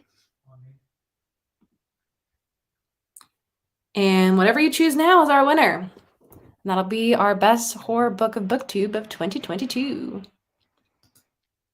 We Spread did very poorly in the Goodreads Choice Awards because general readers think it's not horror too. Yeah, I think there are certain authors that I feel like do a very particular type of horror that either works for people or it doesn't. And in that group are some of my favorite authors like Ian Reid, Paul Tremblay, Josh Mallerman. The stuff they write is in a weird liminal space sometimes. And it's not like the most popular style of commercial horror. Like if you think about Stephen King and the stuff he writes, because you think about him as the king of horror, the stuff that like Ian Reid is writing is nothing like Stephen King, you know? So I feel like it often gets put in this like middle bucket. We Spread is in the lead right now, but this is an important poll since this is our winner, and I kind of can't believe that one's in the lead. So I'm going to give this one another minute or so to close out. So get your votes in if you haven't voted yet, and we'll see which one ends up winning. I'm going to be so shocked if it's We Spread. That would be bananas. I'd be happy about it, but it would be very surprising. Goodreads Choice Awards is a popularity contest. Books that come out later in the year will do worse by default because people haven't had time to read them Yes, I agree. But I did see like some surprising things end up in the Goodreads Choice Awards that were just published in the last 2 to 3 weeks of the time window that things can be eligible. So I'm like, how do they even factor in for newly published things? What is a top 20? Like, do they take an average rating over average number, or like average rating divided by total number of days that the book has been published in order to compare something that just came out versus something that's had the whole year to be out? I don't know. I now see too that the poll is split 50-50. So I'll just keep going on until we get another winner out on top. But anyone who's voting right now, you have the power in your hands to call the vote. It's very close. It's a swing vote, if you will. So we'll see what ends up coming in on top. But yeah, again, like super surprised by some of the super late entrants into Goodreads Choice Awards. And when I was predicting for the thriller category what I thought was going to be in it, I obviously had to consider, at the point I was doing it, it was September. And so I had to consider books that I wasn't even able to read yet because they weren't even out, but I knew they'd be in the eligible time range. And I had like 6 books, I think, that I knew would probably be high contenders for that. And even out of that, there were still like things I didn't even think about that ended up coming in as late minute entrants, which was so surprising to me. And I saw we just got another vote, and that ended up bringing We Spread back in the lead. So I'll give it like another little tiny bit of time, but I think I'm going to call it here pretty close because this one's been live for a couple minutes, and We Spread really pulling out on top. Hey, Elizabeth, thank you for pushing the vote in the right direction here. I'm just kidding. I'm trying to be an unbiased party, but also I'm excited to see We Spread doing well. And it's up by 2 votes now. So that is going to be it. We're going to close it. Anyone at the last minute want to change it? I don't think so. I think we're good. We're there. It was We Spread. That is our best horror book. That is so crazy. What a surprise. What a surprising time this has been. So, never would have guessed that going in at the beginning. Totally thought Hidden Pictures was going to take the cake through this one. It did make it all the way to the end, to the final 2. But wow, I really can't believe we got so many votes for We Spread versus Hidden Pictures. Very surprising, but very exciting. Love Paul Tremblay. Yeah, me too. Yeah, that was unfortunate what happened with the Colleen Hoover books. Yeah, anything owned by Amazon is questionable. If Babel had been released in the beginning of the year, it would have beaten Sarah Janet. I was super shocked that one didn't end up higher. I haven't read it, and I'm not as tuned in to fantasy, but I did know that was a big one. I feel like half were justifiable and the other half were chosen by a dartboard. That's how I always feel too. So when I was making my predictions, I was trying to think logically and illogically. I was like, if this doesn't make sense to be in the Goodreads Choice Awards, it's probably going to be in the top 10. So consider all books. If 100,000 people read a book and only 10% love it, that beats out a book with 9,500 readers where 100% of them love it. Oh, is that true? Like that's actually how they consider it? Because that would make sense. Interesting. All right. Well, that was it. We ended up, if you're just joining, if you missed our thriller bracket, also, I feel like I'm a little blurry. Interesting. If you missed the thriller bracket, surprisingly, our winner for the best mystery thriller was A Flicker in the Dark by Stacey Willingham. A big surprise for all involved. Daisy Darker was the number 2. Those were the top 2. And A Flicker in the Dark is what won out. And then for horror, our top 2 were Hidden Pictures and We Spread. And We Spread by Ian Reid ended up being the winner. So congratulations to these books. And thank you all for participating and sticking through with my technical difficulties that we had the whole time. Really appreciate the patience. Obviously, this is my first time doing something like this and using all these screens and these programs and trying to figure it all out. So really appreciate all the patience. Started on the audiobook for We Spread, but stopped it because it was kind of meh. That's exactly what happened to me too. I started the audiobook and I wasn't liking the experience I was having. So I actually read on an ebook because I got it through my library and then I loved it. So highly recommend giving that a try if you have that as an option for you. And if you didn't like the audio, I still recommend giving it a second chance. And yeah, I wonder, since Goodreads and Amazon are intertwined, I wonder if some of the choices are based on book sales, not necessarily. See, I would think that too. Goodreads is just now, or Amazon is just now finally getting ready to use Goodreads ratings with Amazon. They've been completely separate so far, and Amazon has their own rating system, and Goodreads has their own rating system. But Amazon owns Goodreads, and they're like recently some press came out that they're getting ready to combine things in some way or like utilize Goodreads database of information a little bit more to power what you're seeing on Amazon. Maybe you'll see Goodreads reviews on the Amazon page. I don't know exactly what it's going to look like, but um, that would be interesting if they use that inside data to power. And that makes a lot of sense why certain books, like that are the more wide appeal books, end up getting pulled into that. So that's a really interesting observation.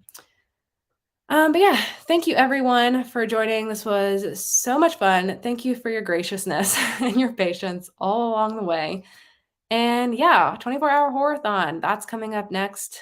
So I'll take the next couple minutes here just to close out and tell you some important things that are happening. And I'll pull up my schedule so I can also reference to make sure that I don't forget anything. But 24-hour horathon, in case you're unaware, is a bi-monthly recurring 24-hour readathon that I host. And the next round of that is going to be going on next weekend. So it starts next Friday at 8 p.m. Eastern, and it goes until Saturday at 8 p.m. Eastern.